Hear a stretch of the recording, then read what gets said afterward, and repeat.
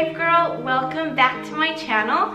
Today I have this table. This table I found at a thrift store. I believe it was half off day and it was a few years back, and I remember this, I paid $8 for it.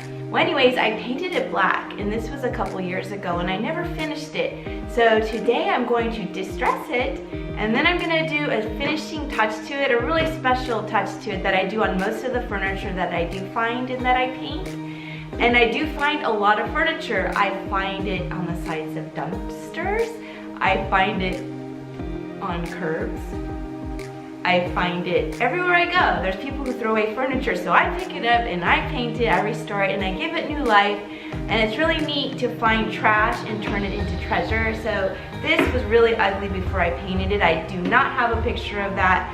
I wish I saved a picture of this. But I'm going to distress it, like I said, and do something special to it and share that with you guys.